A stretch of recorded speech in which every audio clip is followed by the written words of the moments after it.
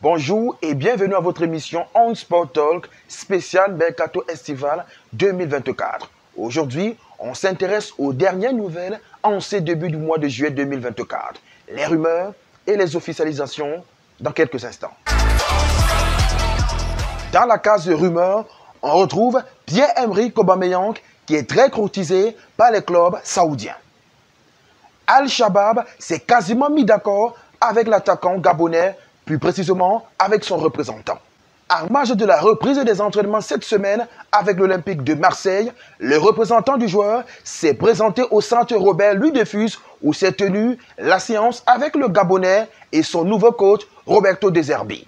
Il a profité pour échanger avec le board marseillais quant à l'avenir de son protégé.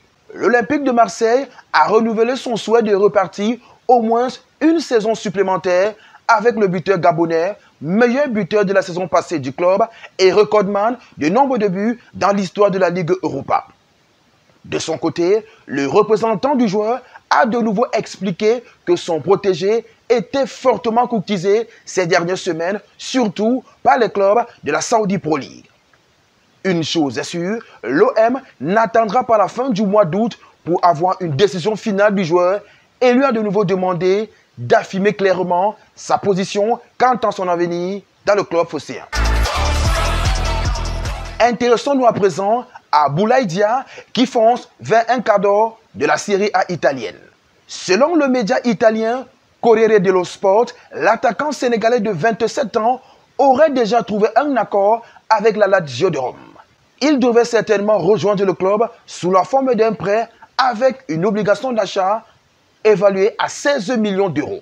L'attaquant sénégalais devrait donc s'engager pour une durée de 4 saisons avec le 7e du dernier championnat italien. Avec 4 buts en 18 matchs la saison dernière avec la Salernitana, Lanterne Rouge est relégué en Série B cette saison. On ne peut pas dire que la deuxième saison avec le club ait été une réussite pour Boulaye Dia. Au-delà des statistiques, pas très mirobolantes, il y a encore pire pour l'attaquant sénégalais. Forfait avec la sélection pour la Coupe d'Afrique des Nations en Côte d'Ivoire, le Lion de la Teranga a ensuite été écarté par son propre club. Il avait été accusé d'avoir refusé de faire son entrée contre l'Udinese lors d'un match de Série A en mars dernier. Il n'a pu rejoindre la saison avec son club jusqu'à la fin. L'ex-joueur de Reims en France a même vu sa propre formation déposer une plainte contre lui. Dans ces conditions, il est certain qu'un départ est inéluctable. Focalisons-nous à présent sur le cas Edmond Tapsoba qui plaît du côté du Paris Saint-Germain. Même s'il est lié au club Bayer Leverkusen jusqu'en 2028, le solide défenseur burkinabé attire les convoitises. Il plaît énormément du côté du Paris Saint-Germain qui n'a pas encore fait d'offre officielle mais suit de très près le défenseur burkinabé qui a déclaré tout de même qu'il restera du côté du Bayer Leverkusen. Mais vous le savez, au mercato, tout est possible, donc le PSG ne perd pas espoir. En-Nesyri de son côté a l'embarras du choix. Il hésite entre la Turquie, le Fenerbahçe de José Mourinho et l'Arabie Saoudite avec le promu Al-Qassiad, porteur d'une offre mirobolante qui a fait hésiter l'attaquant marocain qui était très proche de rejoindre José Mourinho. Le club, champion de deuxième division en Arabie Saoudite et promu en Saudi Pro League, a fait une proposition de 6 millions d'euros annuels pour un contrat de 3 ans. Une proposition très intéressante pour le clan du joueur marocain qui hésite entre l'objectif sportif avec José Mourinho et l'objectif pécuniaire en Arabie Saoudite. Affaire à suivre. Crystal Palace fait les yeux doux à Ismaïla Sarr. L'attaquant sénégalais de l'Olympique de Marseille pourrait revenir en Angleterre un an après. Le club londonien aurait manifesté son intérêt pour l'ancien joueur de Watford qui a vécu un retour mitigé en France. Il faut dire que l'international sénégalais a été incapable de s'inscrire sur la durée comme un titulaire indiscutable du côté de Marseille. Selon le journal anglais The Sun, Crystal Palace aurait fait une offre de 23,5 millions d'euros pour le champion d'Afrique qui viendrait remplacer Michael Olise, parti du côté du Bayern Munich. Ismaïla Sarr, qui a repris les entraînements avec l'Olympique de Marseille sous les ordres de Roberto De Zerbi, réfléchit sur son avenir en Canebière. La rumeur Ismaël Assar à Crystal Palace vient conclure la première partie de notre émission On Sport Talk spéciale début du mercato estival 2024. Après le break, on s'intéresse aux officialisations. Plusieurs internationaux africains n'ont pas perdu de temps et ont déjà changé de club. Ils porteront de nouvelles couleurs pour le compte de la saison 2024-2025.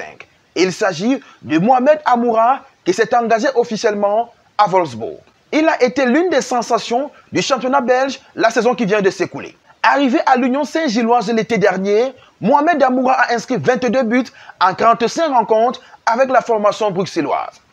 Devenu un cadre à l'équipe nationale d'Algérie, l'attaquant était pisté par plusieurs grosses formations allemandes et de Première Ligue ces dernières semaines. Le buteur de 24 ans a finalement signé à Wolfsburg contre un chèque de 20 millions d'euros.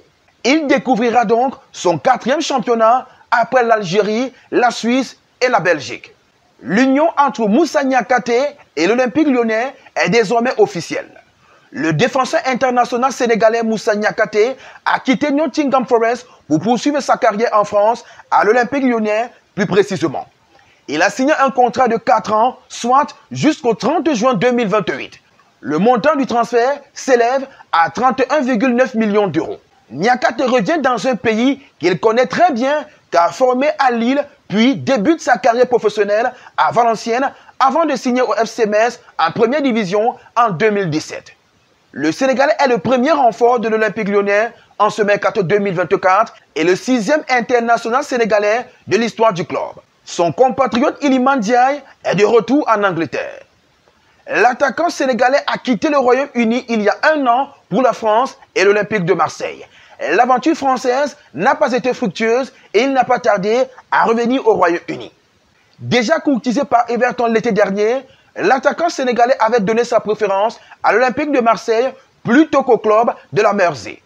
Toutefois, le natif de Rouen en France a fait l'objet des regains d'intérêt de la part des Toffees ces derniers mois, allant jusqu'à formuler une première offre pour lui dont le montant n'a pas filtré. Si la première offensive anglaise a été jugée insuffisante aux yeux des dirigeants phocéens, la seconde tentative à 20 millions d'euros a été la bonne pour la formation anglaise qui a enrôlé le Sénégalais avec un contrat de 5 ans. Place au dossier Serhou Guirassy dont la visite médicale a été compliquée. Le transfert de l'attaquant guinéen du VfB Stuttgart est pour le moment remis en cause par une blessure détectée lors de la visite médicale. L'extraordinaire saison 2023-2024 du serial buteur a logiquement attisé les convoitises. Alors que le Borussia Dortmund a pris les devants dans le dossier, la visite médicale de l'international guinéen a fait naître quelques doutes du côté BVB. Pendant des examens médicaux de Serhou Guirassy, une blessure a été détectée qui nécessiteront un examen supplémentaire, a publié le club sur le réseau social X ce mercredi 10 juillet. Le transfert n'est pour le moment pas annulé, mais seulement retardé. Serhou Guirassy a quitté Dortmund pour Paris où il fera sa rééducation et le Borussia Dortmund n'a pas mis fin au dossier. Voilà tout ce qu'on pouvait dire de ce début de mercato estival 2024 pour les internationaux africains. Vous le savez, le mercato va très vite et nous vous reviendrons avec des informations fraîches dans quelques heures. Restez tout simplement connectés sur votre chaîne leader sur l'actualité sportive africaine On Sport TV.